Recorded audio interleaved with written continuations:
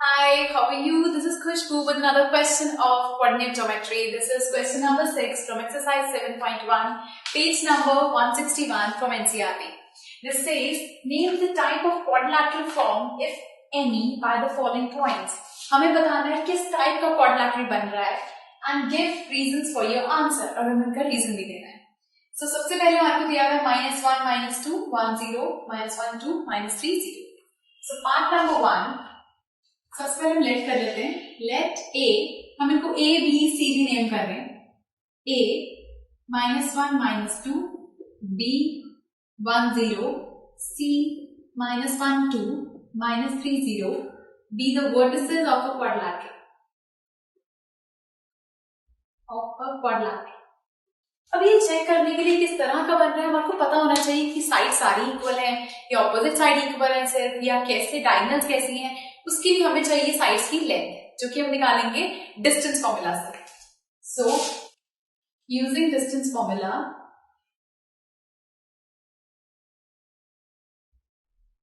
Distance formula हमारे पास होता है √ of x2 - x1 whole square plus y2 - y1 whole square.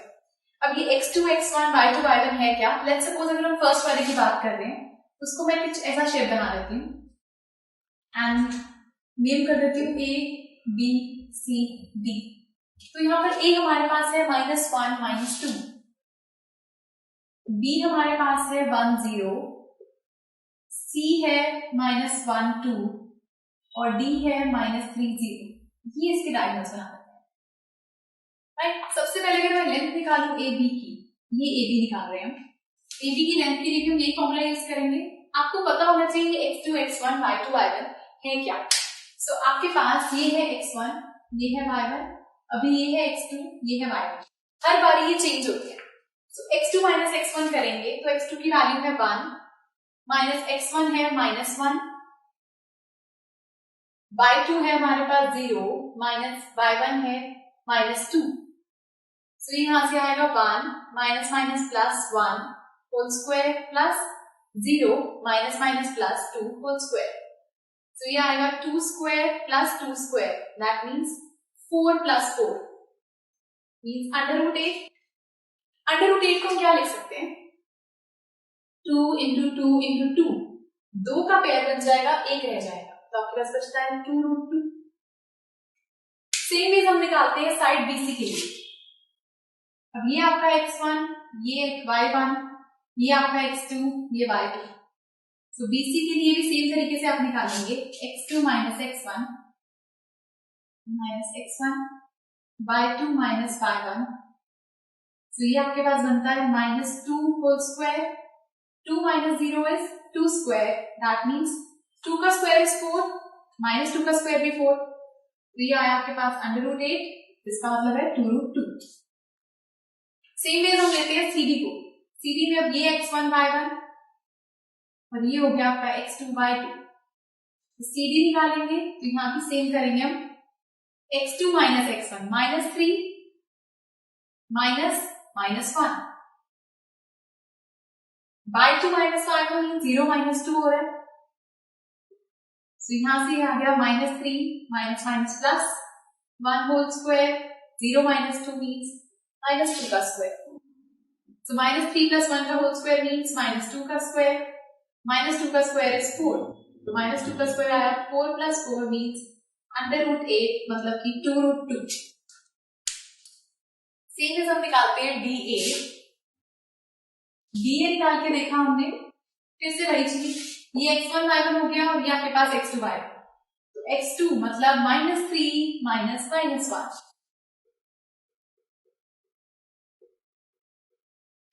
and 0 -2. So ये आएगा -3 +1 होल स्क्वायर और 0 -+ 2 होल स्क्वायर.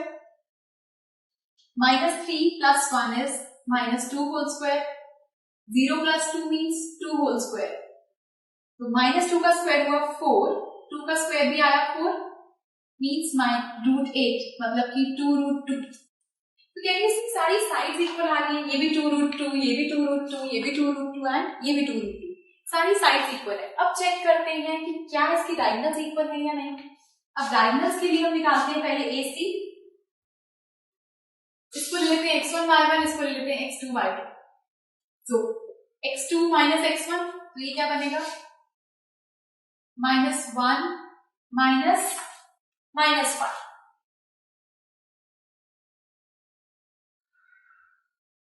Now 2 minus -2,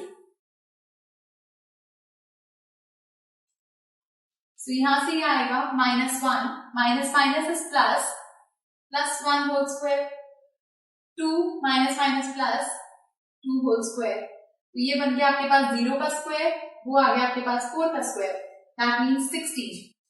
16 का मतलब हो गया √16 का मतलब 4। सेम वे आप निकाल के देखिए BD, इसको x1y1 मान लीजिए, इसको x2y2, तो BD निकालेंगे तो x2 minus x1 -3 -1 whole square plus 0 -0 whole square, that means minus minus plus, तो -4 का स्क्वायर प्लस 0 मतलब √16 मतलब 4। दैट मीन्स डायगोनल्स भी इक्वल आ रही है। जब सारी साइड्स इक्वल है, सारी डायगोनल्स इक्वल है, that means it is a square. The reason is all the diagonals, all the squares are equal, so this is a square. ये आप इसका रीजन लिखेंगे।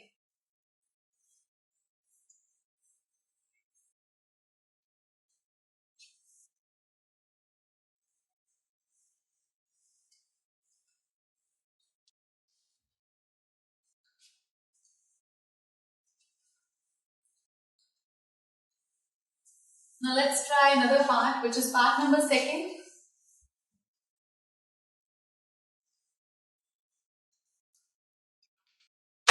So this one is a square, has all the sides and diagonals are equal. Second के लिए ना, for second part आप देखिए, अगर हम फिगर ड्रॉ करते हैं, क्वाड्रिलेटरल बनाते हैं, which is A, B, C, D. हम लेट कर लेते हैं कि this is A, this is B, this is C and this is D. So A है -3 5, B is 3 1, C is 0 3, D is -1 -4. Now सबसे पहले निकाल के देखते हैं AB। Again distance formula use करेंगे हम। AB would be equal to, let's suppose this is x1 y1, x2 y2, so 3 minus -3। पहले आपके पास 3 था, फिर एक नेगेटिव साइन आता है, फिर -3। सेम इज 1 minus 5, तो ये आपके पास आया 3 plus 3 whole square plus -4 whole square, तो 6 का स्क्वायर और -4 का square means 36 plus 16, that means √52. So same ways हम BC निकाल के देखते हैं। यहाँ से BC, this is B, this is C, ये x2 y2 x1 y1 ले लेते हैं इसको, और इसको ले लेते हैं x2 y2। So x2 is 0 minus by x1 is 3, so 0 minus 3 whole square. Same as y2 is 3 minus y1 is 1, 0 minus 3 करके आया हमारे पास -3 होल स्क्वायर प्लस 2 स्क्वायर, ये आ गया 9 plus 4 means √30। तो ये आ गई हमारे पास BC। नाउ हम चेक करते हैं CD।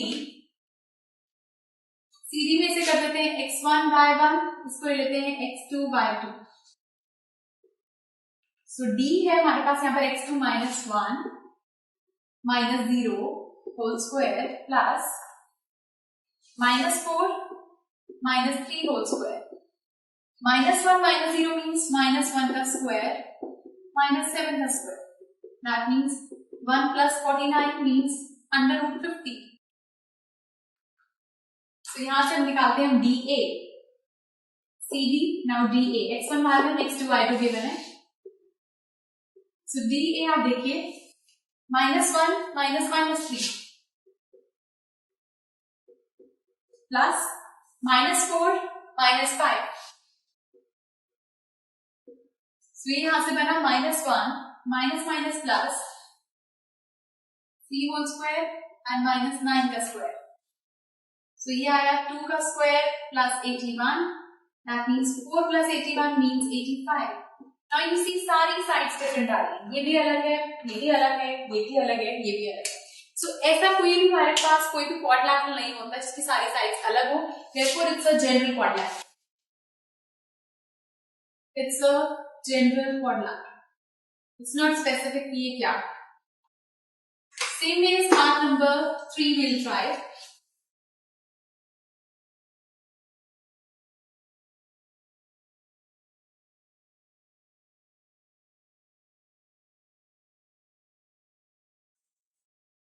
Hey, don't sleep. Part number 3.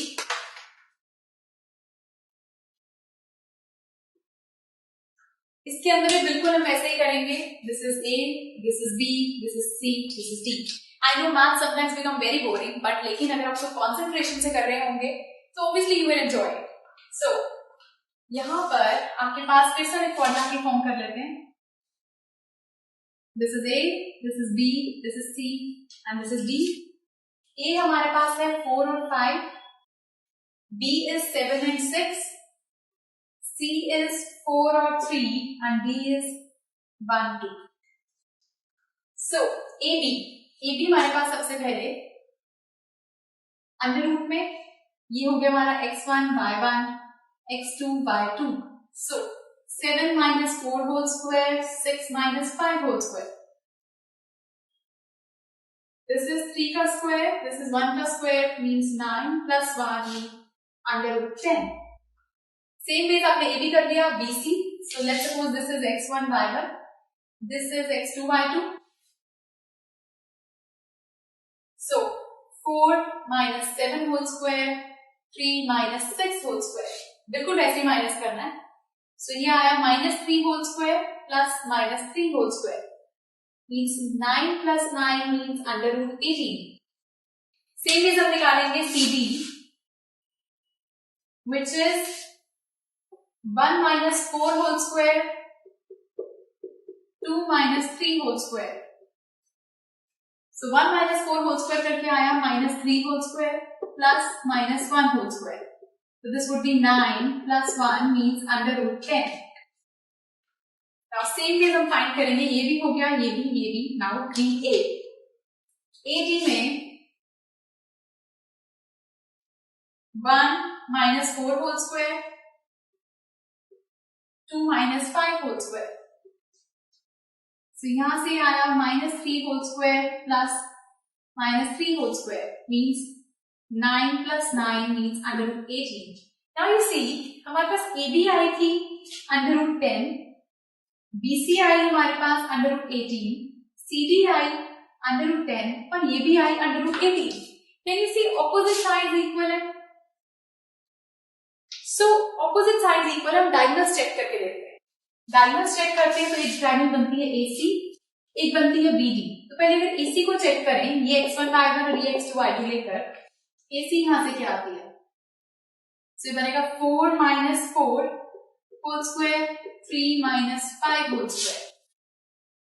So यहां से बन गया 0 plus -2 whole square means 4. मतलब क्या आया 2. सेम भी हम यहाँ चेक करके देखते हैं BD. So BD की वैल्यू इज ये x1 y1, let's suppose this is x2 y2. So 1 minus 7 whole square, 2 minus 6 whole square. So minus 6 whole square minus 4 whole square. So 36 plus 16 means under root 52. That means diagonals equal नहीं आ रही है, लेकिन opposite sides equal है. तो ऐसा होता है parallelogram के केस में. Therefore it is a parallelogram as opposite sides are equal but diagonals are not equal.